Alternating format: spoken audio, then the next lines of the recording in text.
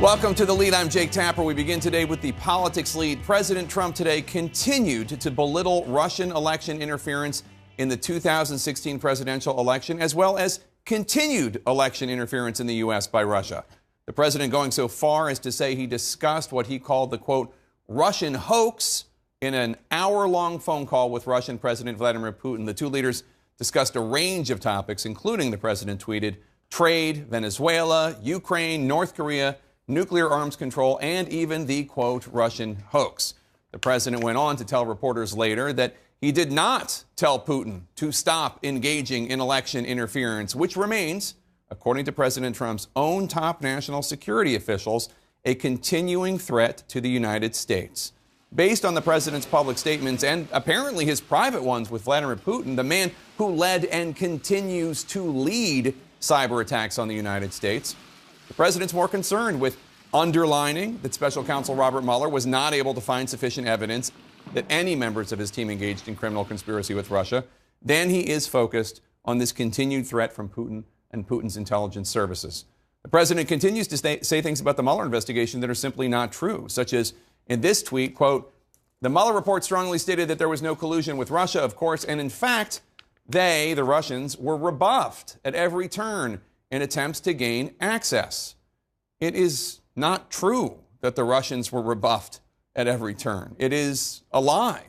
The Mueller report details any number of instances when Russians were welcomed with open arms by members of the Trump team, including, for instance, the Russian government lawyer offering dirt on Hillary Clinton and getting a meeting at Trump Tower with the president's son, son-in-law, and campaign chairman. This all, of course, comes as Congress is investigating whether the president obstructed justice by trying to stop the FBI and Mueller investigations. As part of that, the House Judiciary Committee has subpoenaed former White House counsel Don McGahn, who told Mueller that President Trump told him to have Mueller fired. President Trump disputes that. And now the president seems to be signaling he wants McGahn to defy the subpoena. CNN's White House correspondent Abby Phillip kicks off our coverage. Did you ask him not to meddle in the next election? We didn't discuss that. President Trump today speaking with Russian President Vladimir Putin about the Mueller investigation, but he didn't bring up the report's major finding that Russia interfered in the 2016 election. Mr. President, did you address the election meddling issues that came up in the Mueller report with Mr. Putin today? We discussed it. He actually sort of smiled when he said something to the effect that it started off as a mountain and it ended up being a mouse, but he knew that because he knew there was no collusion whatsoever. So pretty much that's what it was. As I have said in the past. But that's hardly how Mueller would put it.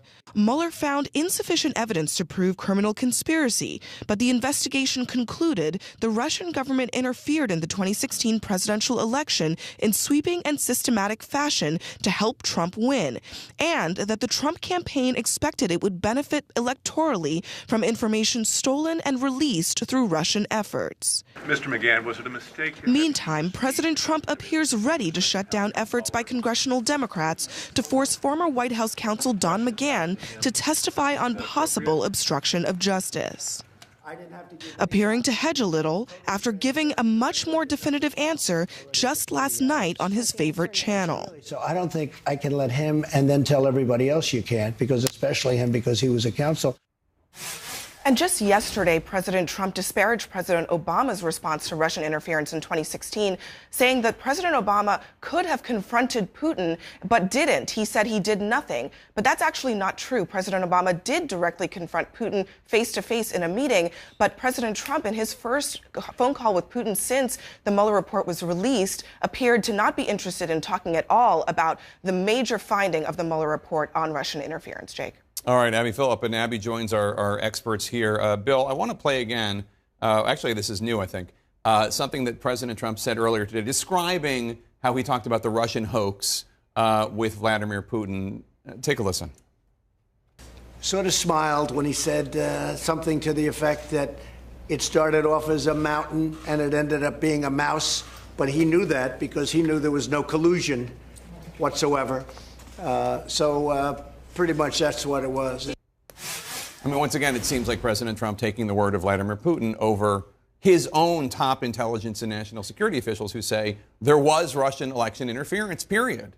at Helsinki, he took Putin's word over the intelligence community. Now he's taking President Putin's word over the special counsel, a 400-plus page report, none of which has been quarreled with. Not only has none of it's been disproved, but as the Trump administration even tried to discredit any fact in that report. I'm really struck. Remember, Rudy Giuliani was preparing a response, and they were going to hit back. Literally, is there a sentence in that report that any responsible person has said or shown or even suggested is inaccurate? So we have a report showing systematic Russian interference in the election, and the president not only doesn't raise it, President Trump not only doesn't raise it with President Putin, but accepts President Putin's notion that this is all a hoax. And Elliot, you heard President Trump there saying that he didn't bring up Russian election interference. Let's remind viewers what Abby just reminded people. The special counsel found that, quote, the Russian government, this is a quote, the Russian government interfered in the 2016 presidential election in sweeping and systematic fashion to help President Trump get elected, and, quote, that the Trump campaign, expected it would benefit electorally from information stolen and released through Russian efforts. Now, okay, not enough for a criminal prosecution, I get it, but still, how does the president not bring this up? Right. We've gotten hung up on this question of what it takes to charge something as a crime and aren't focused on the clear evidence of wrongdoing on the part of the president and, frankly, on the part of the president's campaign. Now, perhaps you could not charge them with quote-unquote collusion, even though we all know that's not a federal crime. Well, they didn't charge him with conspiracy. They didn't even try. But that doesn't mean that the conduct was proper for the president of the United States. Right. Look, I think the problem here is not with the president, frankly, even with Vladimir Putin. It's with the congressional Republicans who are letting the president off the hook with respect to this conduct, with respect to sitting down with or talking to Vladimir Putin and agreeing with him over the advice. I'm as happy as anyone to attack the congressional Republicans, but last I looked, there's this party called the Democratic Party that controls the House of Representatives, and if the president committed impeachable acts, maybe the Democratic Party in the House of Representatives should start moving on that. But something I think we're going to talk about today is all of the attempts the Democrats are making to try to hold the president accountable. But going back to the beginning of this presidency, because the president remains popular with his base, they're giving a free pass on. Look, Ronald Reagan should be rolling over in his grave at the kinds of statements that we're seeing President Trump agreeing with. One of the startling things about Bill Barr's testimony on the Hill this week was that he was asked repeatedly about these questions. Was it okay for the Trump campaign to have done all of these things that were listed out in the Mueller report? And each time he refused to answer the question, even when they were asked by a Republican senator in that case. So it's not just Republican senators on Capitol Hill. In fact, some of them are calling this behavior out.